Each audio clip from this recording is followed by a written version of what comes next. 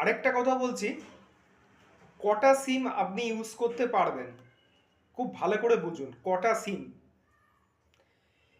সিম আপনি ইউজ করতে পারবেন আমি বলে দিচ্ছি।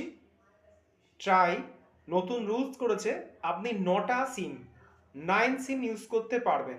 9টার বেশি সিম আপনি ইউজ করতে পারবেন না। এটা হচ্ছে telecom regulatory authority of India থেকে বলা হয়েছে।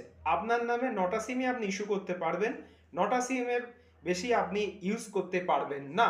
এটাই আমি বললাম। যাদের একটা অ্যাপ আছে সঞ্চার সাথী অ্যাপ, ট্যাফকপ, আমি লিঙ্কটা দিয়ে দেবো, প্লে স্টোর থেকে রেজিস্ট্রেশন করে দেখে নেবেন আপনার নামে কটা আছে।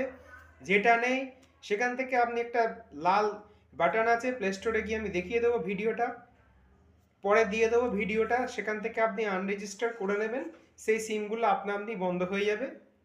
তাই বলছি, সঞ্চার সাথী অ্যাপ বা ট্যাফকপ বলে একটা অ্যাপ আছে, সেখান থেকে আপনি দেখে নিতে পারবেন আপনার নামে কটা মোবাইল চলছে, আপনার আধার কার্ড দিয়ে কটা সিম তোলা হয়েছে, সেটা আপনি নিজে ঘরে বসে দেখতে পাবেন।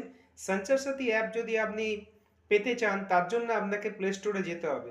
প্লে স্টোরে গিয়ে রেজিস্ট্রেশন করতে হবে, যেটা আধার কার্ডের সাথে ফোন নাম্বার লিঙ্ক আছে, সেই ফোন নাম্বারটা দিয়ে আপনাকে খুলতে হবে।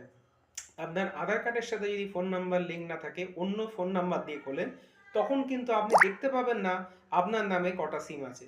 তাই আমি দিয়ে দেবো সঞ্চার সাথী অ্যাপটার লিঙ্কটা, ট্যাপকপ লিঙ্কটা, আপনারা দেখবেন, তারপর দেখতে পাবেন কটা সিম আপনার নামে ইস্যু আছে। ঠিক আছে?